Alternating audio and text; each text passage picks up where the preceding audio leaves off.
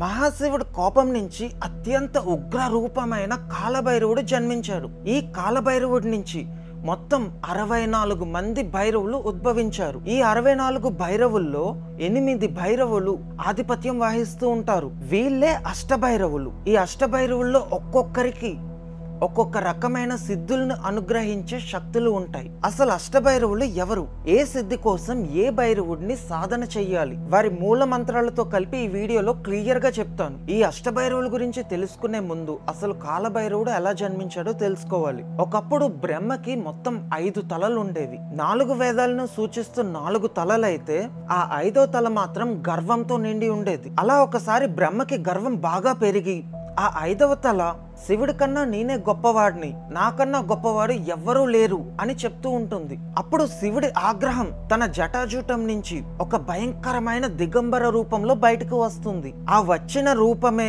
కాలభైరవుడు. ఈ విషయాన్ని చాలా మంది తప్పుగా అర్థం చేసుకుంటూ ఉంటారు. శివుడు ఆదియోగి, తనకి కోపం, క్రోధం, మదం, ఆశ్చర్యం లాంటివి ఏమీ ఉండవు. శివుడు మొత్తం 3 రకాలుగా ఉంటారు. అతను శ్మశానంలో ఉన్నప్పుడు భైరవుడి రూపంలో ఉంటారు. ఆ సమయంలో అతనికి మెటీరియల్ వరల్డ్ పైన ఎలాంటి వాటిపైన ఆసక్తి ఉండదు. అలాంటి సమయంలో అతనికి కోపం రాదు, ఎలాంటి ఆశలు కూడా ఉండవు. రెండవది, పార్వతీదేవితో కలిసి ఉన్నప్పుడు పరమశివుడి రూపంలో ఉంటారు. అప్పుడు అతనికి కుటుంబం, ప్రేమ అన్నిటికి కట్టుబడి ఉంటారు. మూడవ రూపం ఆదిశక్తికి పురుషతత్వం, అదే మహాకాలుడు. అతను కాలానికే అధిపతి. మహాకాలుడు లేకపోతే కాలమే లేదు, విశ్వమే లేదు. కాబట్టి బ్రహ్మ నేను శివుడి కన్నా గొప్పవాడిని అని అనగానే శివుడికి కోపం వచ్చే తత్వం కాదు, కానీ శివుడిలో ఉన్న ఆగ్రహం భైరవుడి రూపంలో తన జటాజూటం నుంచి ఉద్భవిస్తుంది. అలా మహాకాలుడి ఆగ్రహం నుంచి జన్మించిన కాలభైరవుడు బ్రహ్మ గర్వాన్ని పెంచుతున్న ఆ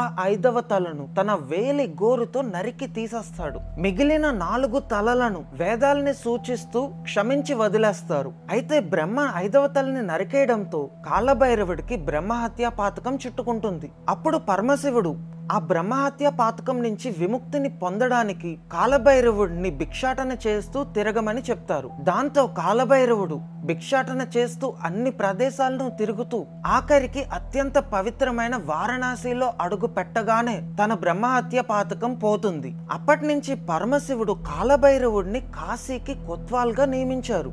అంటే కాశీకి రక్షకుడుగా అని అర్థం. అప్పుడు కాలభైరవుడి నుంచి మొత్తం 64 మంది భైరవులు ఉద్భవిస్తారు. ఈ 64 మంది భైరవులు 8 వర్గాలుగా విడిపోయి 8 దిక్కులను రక్షిస్తూ ఉంటారు. ఒక్కొక్క వర్గానికి ఉన్న భైరవుల్లో ఒక భైరవుడు ఆధిపత్యం వహిస్తూ ఉంటారు. అలా ఈ 8 దిక్కులకు ఆధిపత్యం వహిస్తున్న ఈ 8 మంది భైరవులే అష్టభైరవులు. ఈ అష్టభైరవుల్లో మొదటిగా అశితాంగ భైరవుడు. మన చుట్టూ ఎన్ని మంది ఉన్నా, ఎలాంటి వారున్నా, వాళ్ళల్లో ఎవరు స్వచ్ఛమైన మనసుతో ఉంటారు, ఎవరు కల్మషమైన మనసుతో ఉంటారు తెలుసుకోవడంలో మనకి సహాయం చేస్తారు. మన ఎదుటిగా ఎలాంటి వ్యక్తి ఉన్నా అతను ఎలాంటి పన్నాగాలు పన్నుతున్నారో, ఎలాంటి మాయను ప్రదర్శిస్తున్నారో తెలుసుకోవడంలో సహాయం చేస్తారు. అలాగే మనం అజ్ఞానంతో ఎలాంటి దుష్కర్మలు చేస్తున్నా, ఎలాంటి చెడ్డ పనులు చేస్తున్నా వాటిని అడ్డుకొని మనల్ని మంచి మార్గంలో నడిపించేందుకు సహాయం చేస్తారు. అసితాంగ భైరవుడు మాయను వేరు చేసి స్వచ్ఛతకు సంకేతంగా నిలుస్తారు.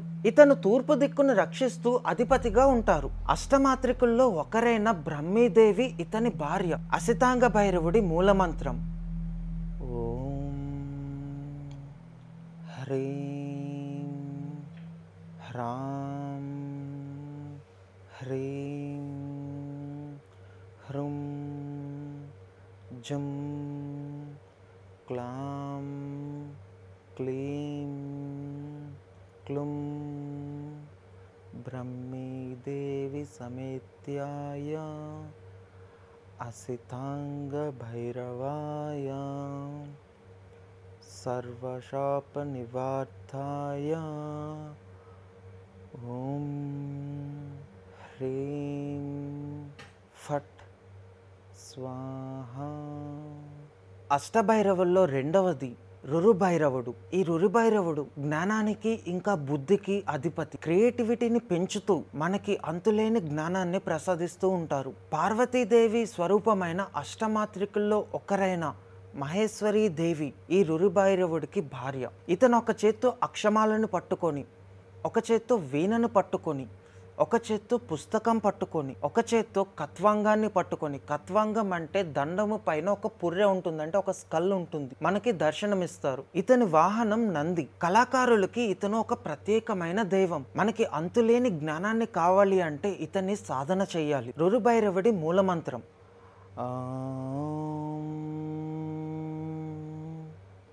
హ్రీం శ్రీం క్లీం శ్రీం శ్రీం క్లీం శ్రీం సర్వరాజవశీకరాయ సర్వజనమోహనాయ సర్వవశ్యా శీఘ్రం శీఘ్రం శ్రీం క్లీం శ్రీం స్వాహా. అష్టభైరవుల్లో మూడవది చండభైరవుడు. ఇతను అంతులేని శక్తిని, బలాన్ని అందిస్తారు. దుష్టుల నుంచి మనల్ని కాపాడుతూ మనల్ని మంచి మార్గం వైపు నడిపిస్తూ ఉంటారు. ఎక్కువగా స్పోర్ట్స్లో ఉన్న వాళ్ళు కానీ, ఫిజికల్ బలం, ఫిజికల్ స్ట్రెంగ్త్ కావాల్సిన వాళ్ళు ఇతన్ని పూజించాలి, అంటే సాధన చెయ్యాలి. చండభైరవుడు ఎంతో శక్తిని ఇస్తాడు. చండభైరవుడి భార్య అష్టమాత్రికుల్లో ఒకరైన కౌమారీ దేవి. చండభైరవుడు నెమలిని వాహనంగా చేసుకొని ఒక త్రిశూలం, ఒక డమరుకం, ఒక కత్వాంగాన్ని, ఒక ఖడ్గాన్ని పట్టుకొని కనిపిస్తూ ఉంటారు. చండభైరవుడిని సాధన చేయాల్సిన మూలమంత్రం ఓం హ్రీం సర్వశక్తి రూపాయ నీలవర్ణాయ మహాచండ భైరవాయ నమః. అష్టభైరవుల్లో నాలుగవది క్రోధ భైరవుడు. క్రోధ భైరవుడిని సాధన చేయడంతో మనపైన ఎవరైనా చెడు ప్రయోగాలు కానీ, అంటే మంత్ర ప్రయోగాలు కానీ అలాంటివి చేస్తే వాటిని తిప్పికొట్టి దుష్టులను అంతం చేస్తారు. ఇతను క్రోధానికి ప్రతిరూపం అయినప్పటికీ మనలో ఉన్న అనవసరమైన క్రోధాన్ని నిర్మూలించి మనల్ని ధర్మ మార్గంలో నడిపిస్తూ ఉంటారు. మనం ఏదైనా సాధించడానికి ఒక గోల్ని పెట్టుకుంటే అది రీచ్ అవ్వడంలో, దాన్ని సాధించడంలో ఇతను చాలా సహాయం చేస్తారు. మనకి కావలసిన ధైర్యాన్ని ఇచ్చి ఆ గోల్ని రీచ్ అవ్వడంలో ఎలాంటి విఘ్నాలు ఎదురు వచ్చినా, అంటే ఎలాంటి ఆటంకాలు ఎదురు వచ్చినా వాటన్నిటిని ఇతను అడ్డుకొని మనల్ని మన గమ్యానికి చేరేలాగా ఇతను సహకరిస్తూ ఉంటారు. ఇతని వాహనం గరుడ లాంటి గ్రద్ద. అష్టమాత్రికుల్లో లక్ష్మీదేవి స్వరూపమైన వైష్ణవీదేవి ఇతని భార్య. క్రోధ భైరవుడికి సాధన చేయాల్సిన మూలమంత్రం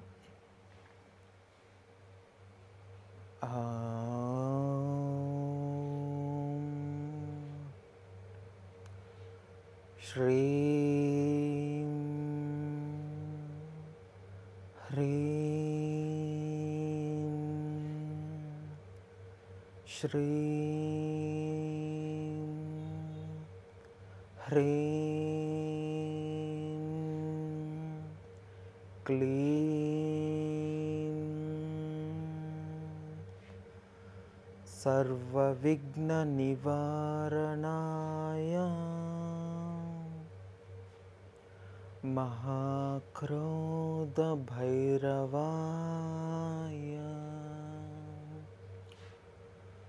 నమః. అష్టభైరవుల్లో 5వది ఉన్మట్ట భైరవుడు. సప్తమాత్రికల్లో ఒకరైన వారాహిదేవి ఈ ఉన్మట్ట భైరవుడి భార్య. ఉన్మట్ట భైరవుడిని సాధన చేయడంతో, పూజించడంతో మనకి అంతులేని ఆనందం కలుగుతుంది. దైవారాధన పైన ఇంకా మనసు లగ్నమవుతుంది. మనల్ని చెడు మనుషుల నుంచి దూరం చేసి మనకి అంతులేని ఆనందాన్ని, విజయాన్ని ఇస్తారు. ఉన్మట్ట భైరవుడిని పూజించడంతో మనసులో అత్యంత ఆనందం కలుగుతుంది. ఎక్స్టసీ అంటారు. దేవుడి ఆరాధన, సాధనలు, ఇంకా మెడిటేషన్ లాంటివి చెయ్యాలి అని బాగా విపరీతంగా అనిపిస్తాయి. సరిగ్గా ఒక్క మాటలో చెప్పాలి అంటే ఈ భూమి మీదే స్వర్గాన్ని చూపించగల దేవుడు ఉన్మట్ట భైరవుడు. ఉన్మట్ట భైరవుడికి సాధన చేయాల్సిన మూలమంత్రం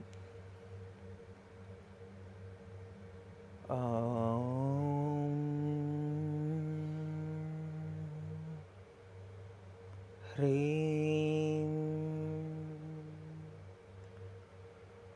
వారాహి సమేతాయ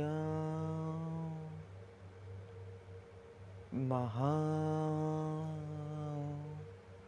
ఉన్మట్ట భైరవాయ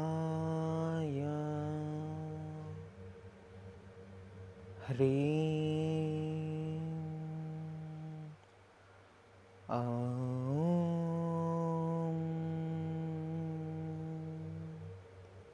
స్వాహా.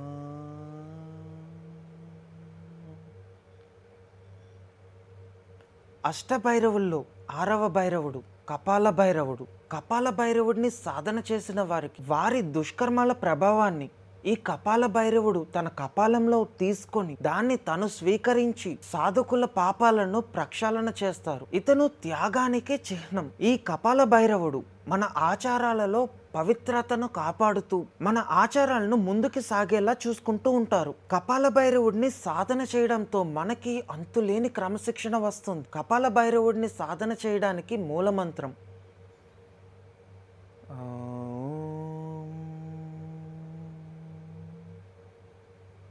హ్రీం క్రీం హ్రీం శ్రీం కపాల భైరవాయ నమః. అష్టభైరవుల్లో 7వ భైరవుడు భీషణ భైరవుడు. భీషణ భైరవుడిని చూస్తేనే భయం చేస్తుంది. ఈయన సింహం మీద స్వారీ చేస్తూ భయాన్ని నిర్మూలిస్తూ ఉంటారు. భీషణ భైరవుడిని సాధన చేసిన వారికి అంతర్గత భయాన్ని నాశనం చేస్తారు. అంటే మనలో ఉన్న భయాలన్నీ పోతాయి. అలాగే మనకి ఎవరైనా హాని చెయ్యాలి అని చూస్తే వాళ్ళని నాశనం చేస్తూ ఉంటారు. భీషణ భైరవుడి సాధకులు అజేయులవుతారు. వాళ్ళు అనుకున్నది ఖచ్చితంగా సాధిస్తారు. భీషణ భైరవుడి భార్య అత్యంత శక్తివంతమైన చాముండీదేవి. భీషణ భైరవుడు ఒక చేత్తో త్రిశూలం, ఒక చేత్తో కత్వాంగం, ఒక చేత్తో గంట, ఒక చేత్తో డమరుకం పట్టుకొని కనిపిస్తారు. ఎవరైనా ఎలాంటి శాపాలు పెట్టినా వాటన్నిటిని తిప్పి కొడతారు భీషణ భైరవుడు. భీషణ భైరవుడిని సాధన చేయాల్సిన మూలమంత్రం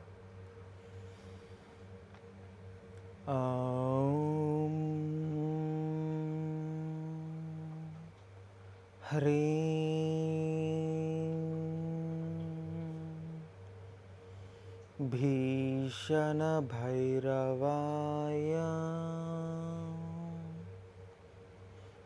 సర్వశాప నివారణాయ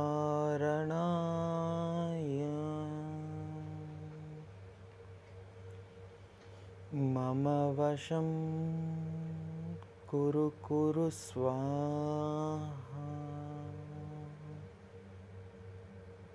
అష్టభైరవుల్లో 8వ భైరవుడు సంహార భైరవుడు. సంహారం అంటే అంతిమ నాశనం లేదా విముక్తి అని కూడా. సంహార భైరవుడికి సాధన చేసిన వాళ్ళు జన్మ జన్మ బంధాలను, పాపాలను, వాళ్ళు చేసే అన్ని కర్మలను అంతం చేస్తారు. ఈయన వాహనం శునకం. శునకం అంటే కుక్క. ఒక శునకం ఎంత విశ్వాసంగా ఉంటుందో ఆఖరి వరకు సంహార భైరవుడు తన భక్తుల్ని విడిచిపెట్టకుండా అన్ని బంధ విమోచనాలు చేసి విముక్తి దొరికే వరకు విడిచిపెట్టకుండా వెంటే ఉంటారు. ఆఖరిగా వాళ్ళకి మోక్షాన్ని ప్రసాదిస్తారు సంహార భైరవుడు. సంహార భైరవుడి సాధకులకు ఎవరైనా కీడు చెయ్యాలి అని చూస్తే ఖచ్చితంగా వాళ్ళని అంతం చేస్తారు. సంహార భైరవుడి భార్య అత్యంత ఉగ్రరూపమైన చండికాదేవి. సంహార భైరవుడు ఒక చేత్తో కత్వాంగాన్ని, ఒక చేత్తో ఖడ్గాన్ని, ఒక చేత్తో పాశాన్ని, ఒక చేత్తో డమరుకాన్ని పట్టుకొని కనిపిస్తారు. సంహార భైరవుడికి సాధనం చేయాల్సిన మూలమంత్రం ఓం నమో భగవతే సంహార భైరవాయ భూత ప్రేత పిశాచ బ్రహ్మరాక్షసన్ ఉచ్చాటయ ఉచ్చాటయ సంహారాయ సంహారాయ సర్వభయఛేదనం కురు కురు స్వాహా.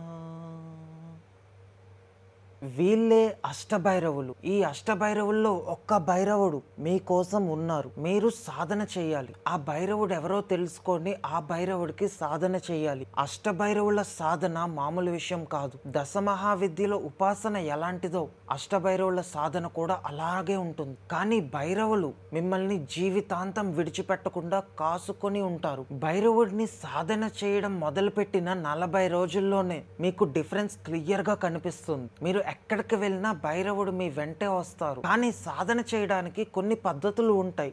అలాగే ఈ మూలమంత్రాలు కూడా మీరు పూర్తిగా తెలుసుకున్న తర్వాతే ప్రయోగించండి. ఈ అష్టభైరవుల సాధన మరి దశమహావిద్యల ఉపాసన అంత కఠినంగా అయితే నియమాలు ఉండవు. కాకపోతే మనం సంకల్పం తీసుకోవాలి. సంకల్పం అంటే మొదటిగా చిన్నగా మొదలు పెట్టండి. రోజుకి ఈ సమయంలో ఇన్నిసార్లు ఇన్ని రోజుల పాటు ఈ నియమాలతో నేను సంకల్పం చేస్తాను, సాధన చేస్తాను అని. దానితో పాటే మీ ఆహార పద్ధతులు, ఇంకా మీ జీవితంలో కొన్ని పద్ధతులు, వాటిల్లో ఏమైనా ఒక సంకల్పం తీసుకొని మార్చుకొని ఆ సంకల్పానికి కట్టుబడి ఉండండి. అలా మీరు అనుకున్నన్ని రోజులు చేస్తే మండలం దాటి ఉండాలి, అంటే 41 డేస్ దాటి ఉండాలి. అలా మీరు అనుకున్న సంకల్పాన్ని పూర్తి చేస్తే మీకు భైరవుడు దర్శనమిస్తాడు. దశమహావిద్యల్లాగా భైరవుడు నేరుగా దర్శనమివ్వకపోవచ్చు, కానీ భైరవుడు మీకు సంకేతాలను ఇస్తారు. మీ చుట్టుపక్కల భైరవుడి శక్తి ఉండడం మీరు ఖచ్చితంగా గమనిస్తారు. ఈ సంకల్పం తీసుకొని సాధన మొదలు పెట్టడానికి సాధన ఇచ్చే ఎవరైనా గురువు గారిని కలిసి మీరు సాధన మొదలు పెట్టండి. లేదా మొదటిగా మీకు ఇష్టమైన భైరవుడికి ధ్యానం చేయడం మొదలు పెట్టండి. అతనే మీకు గురువు గారి దగ్గరికి తీసుకువెళ్తారు. భైరవుడి శక్తిని మీరు ఖచ్చితంగా గమనిస్తారు. ఇదైతే నేను చెప్పగలను. అందరూ కామెంట్స్లో ఓం అష్టభైరవాయ నమః అని కామెంట్ చేసి ఈ వీడియోకి లైక్ ఖచ్చితంగా చేయండి. అందరికీ నమస్కారం. జై హింద్.